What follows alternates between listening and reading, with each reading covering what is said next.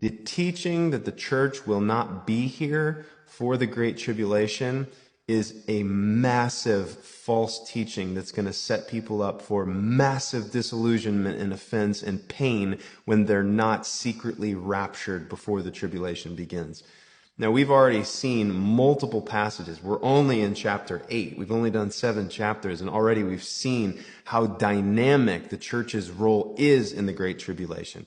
You know, one of the craziest teachings out there in the pre-trib camp is that the church is not mentioned anywhere in the book of Revelation after chapter 4.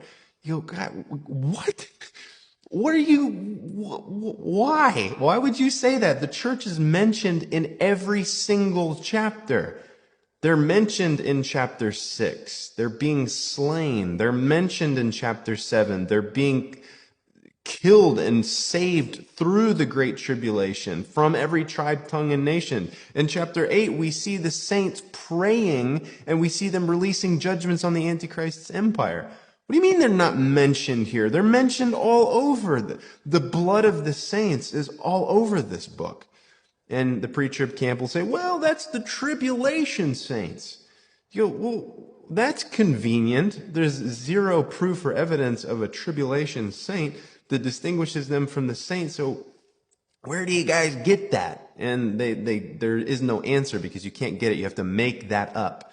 There's no evidence in the book of Revelation that says, oh, that's not an actual saint. That's a tribulation saint. They got saved after the rapture.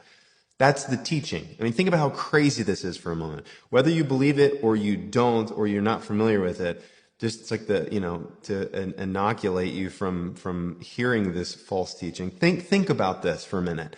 The Lord, here's the teaching. The Lord's going to take everybody, every believer, the salt and the light, the people who can actually explain what's happening, the people who dominate every page of the story, the central character in the story.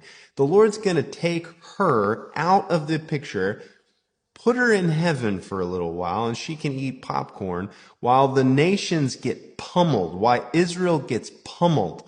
And through the pummeling, a bunch of people are going to go, oh, wow, maybe we should become believers. Let's follow Jesus now. And then they become the saints who dominate the book of Revelation.